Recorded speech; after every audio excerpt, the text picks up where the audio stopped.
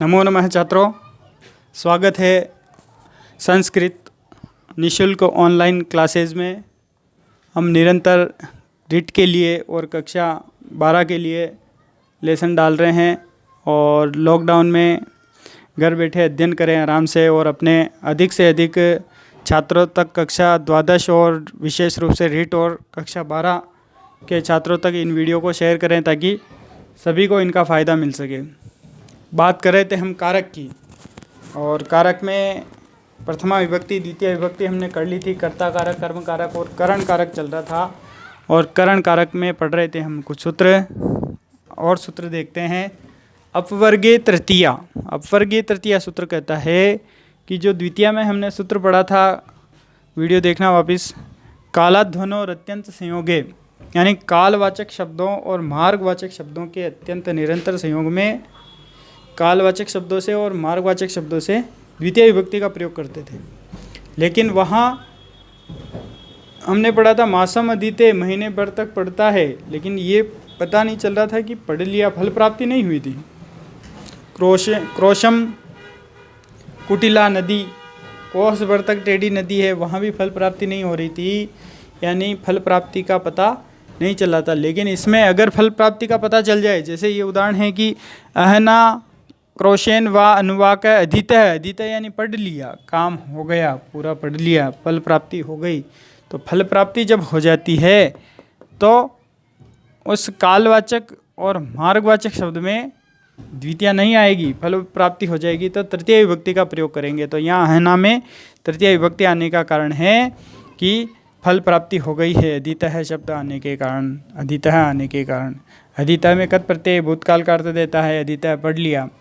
तो अहना में तृतीया, ये दो वाक्य यहाँ पे, अहना अनुवाक है, अधीत है, दिन भर में अनुवाक पढ़ लिया। क्रोशेन अनुवाक अधीत है, एक कोष तक अनुवाक पढ़ लिया गया, तो फल प्राप्ति हो गई, इसलिए दोनों जगह तृतीय विभक्ति। कक्षा द्वादश में तो प्रश्न ऐसे पूछा जाता है, अहना क्रोशेन में विभक्ति कौन सी है और उसका सूत्र क्या है। तो अहना क्रोशेन में तृतीय विभक्ति है, सूत्र है अपवर्गे तृतीया। ऐसे ही मासेन में कौन सी विभक्ति है, तृतीया है, सूत्र कौन सा, अपवर्गीय तृतीया। मासेन में कौन सी है, तृतीया है, सूत्र क्या है, अपवर्गीय तृतीया। अपवर्गीय तृतीया सूत्र कब आता है, जब फल प्राप्ति हो जाए तो कालवाचक मार्गवाचक शब्दों में तृतीय विभक्ति का प्रयोग करते हैं। यहाँ यहाँ कालवाचक शब्द आया मास, उसमें तृतीय विभक्ति क्यों आई, क्योंकि अधीता से पता चल रहा है ग्रंथ पढ़ लिया गया महीने भर में। यहाँ भी मासेन अधीता पाणिनीय शिक्षा, पाणिनीय शिक्षा महीने भर में पढ़ ली गई, अधीता यानी पढ़ ली गई, इसलिए मास में कालवाचक शब्द में तृतीय विभक्ति का प्रयोग। अपवर्गीय तृतीया कहता है फल प्राप्ति हो जाए तो कालाध्वन और अत्यंत संयोगी जो सूत्र था वहाँ तृतीय विभक्ति का प्रयोग करेंगे कालवाचक मार्गवाचक शब्दों में।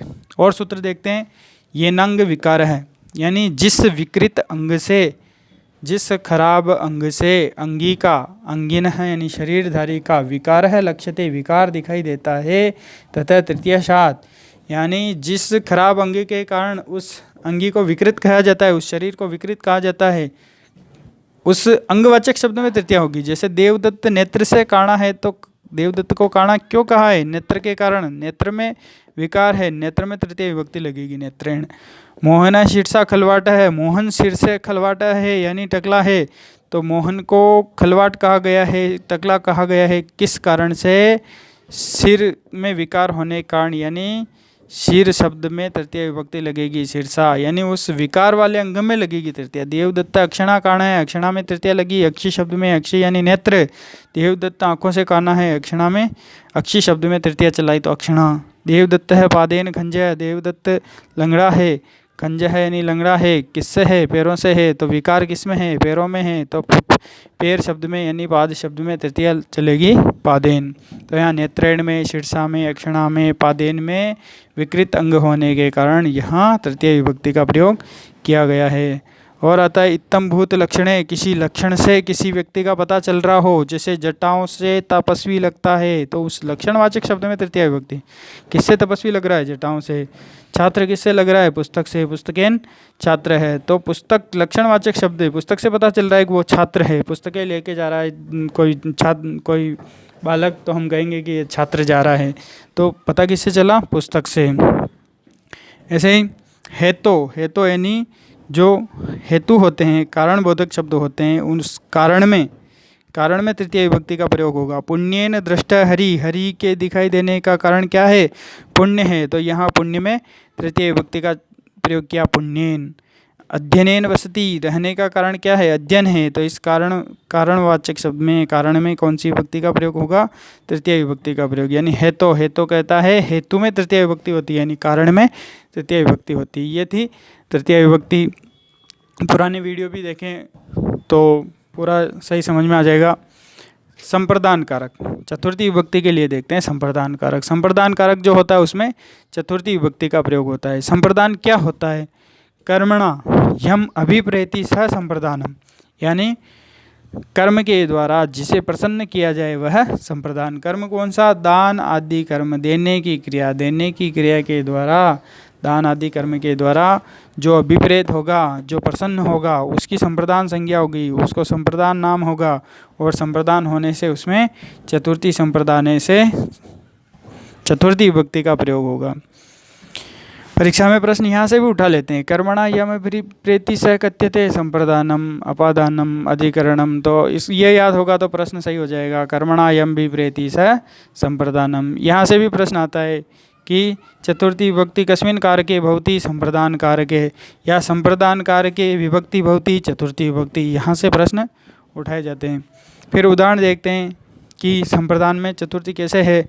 संप्रदान कौन है? जिसको दिया जा रहा है, जो प्रसन्न हो रहा है। नृपः, राजा निर्धन को धन देता है। किसे दे रहा है? निर्धन को दे रहा है। प्रसन्न कौन होगा? निर्धन होगा। जो प्रसन्न होगा वो अभिप्रेत होगा, जो अभिप्रेत होगा वो संप्रदान होगा। संप्रदान में चतुर्थी विभक्ति, तो यहाँ निर्धन की चतुर्थी चलाई निर्धनाय, यहाँ ब्राह्मण की चतुर्थी चलाई ब्राह्मणाय। स ब्राह्मणाय गाम ददाति, वह ब्राह्मण को गाय देता है। गाय किसे दी जा रही है? ब्राह्मण को। दान क्रिया के द्वारा प्रसन्न कौन हो रहा है?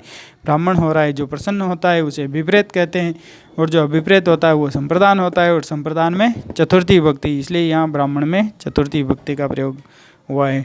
ऐसे ही रुच्यर्थानाम प्रियमाण है, रुचि अर्थ की धातुएं, ये जैसे रोचते, अच्छा लगना, रुचि यानी अच्छा लगना अर्थ की धातुओं के प्रयोग में जो प्रियमाण होता है, जिसको अच्छा लगता है वो प्रियमाण होता है। और उस प्रियमाण में प्रियमाण की संप्रदान संज्ञा होने से उसमें चतुर्थी विभक्ति का प्रयोग होता है। जैसे यहाँ भक्ताय रामायणम रोचते, रामायण किसको अच्छी लग रही है? भक्त को, तो प्रियमाण यहाँ भक्त है। कई बार ऐसे प्रश्न भी पूछ लेते हैं, भक्ताय रामायणम रोचते इत्यत्र प्रियमाणक है, तो यहाँ प्रियमाण कौन है? भक्त है, जो प्रसन्न होता है, जिसको अच्छा लगता है, जिसको अच्छा लगता है वो प्रियमाण है। तो यहाँ भक्त प्रियमाण है। यहाँ मोदक किसको अच्छे लग रहे हैं? बालक को, तो बालक प्रियमाण है, इसलिए बालक में चतुर्थी विभक्ति का प्रयोग। बालकाय मोदकः रोचन्ते, बालक को मोदक अच्छे लगते हैं, तो बालक में चतुर्थी विभक्ति का प्रयोग करा। बालकाय मोदकः रोचन्ते। रुच धातु का प्रयोग आ रहा है। और प्रियमाण कौन है? बालक है, क्योंकि मोदक किसको, लड्डू किसको अच्छे लग रहे हैं? बालक को, इसलिए बालक में चतुर्थी विभक्ति। और आगे सूत्र आता है धारे रुत्तमर्ण है, धारी धातु का प्रयोग हो। धारी धातु का प्रयोग यानी धारयति धारयतः, ऐसे रूप चलते हैं। ध्रई प्लस णिच प्रत्यय का प्रयोग करते हैं तो धारी बनता है, और उसके रूप चलते हैं धारयति धारयतः धारयन्ति। तो धारी धातु के प्रयोग में जो उत्तमर्ण होता है, उत्तमर्ण छात्रों क्या होता है? उत्तमर्ण यानी ऋणदाता, जो ऋण देने वाला, उधार देने वाला होता है, उसको उत्तमर्ण करते हैं। और उत्तमर्ण की संप्रदान संज्ञा होने से उसमें चतुर्थी विभक्ति। जैसे विकास है, हेमंताय शतम धारयति, विकास हेमंत के 100 रुपये धारण करता है। कौन धारण कर रहा है? विकास। किसके? हेमंत के। इसका मतलब उधार देने वाला, ऋण देने वाला कौन है? हेमंत है, तो हेमंत कहलाएगा उत्तमर्ण। और उत्तमर्ण होने से इसमें चतुर्थी विभक्ति, हेमंत की चतुर्थी, राम की रामाय, ऐसे ही हेमंत की हेमंताय।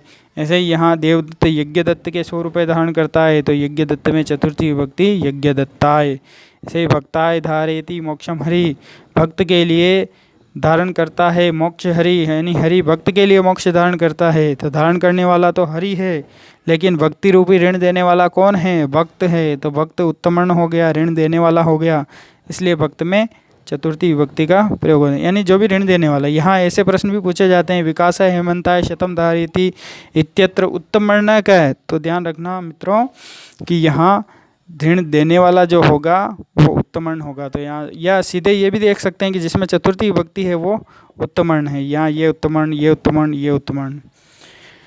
एक सूत्र और देखते हैं, स्पृहेरिप्सितः, स्पृह धातु का प्रयोग हो, स्पृह यानी चाहना, चाहना धातु का प्रयोग हो, स्पृह धातु का प्रयोग हो, और उसमें जो इप्सित होता है यानी जिसे चाहा जाएगा, जो इष्ट होगा, उसकी संप्रदान संज्ञा होगी। जैसे बालक पुष्प को चाहता है, किसे चाहता है बालक? पुष्प को। तो इप्सित कौन है? पुष्प है। स्पृह धातु का प्रयोग तो ये हो गया। और किसे चाहा गया है? पुष्प को चाहा गया है। तो पुष्प में कौन सी विभक्ति आ जाएगी? चतुर्थी, क्योंकि ये संप्रदान है पुष्प, और इसमें चतुर्थी विभक्ति का प्रयोग हो जाएगा। जयतु संस्कृतम जयतु भारतम। अगली वीडियो में वापस मिलते हैं चतुर्थी विभक्ति में।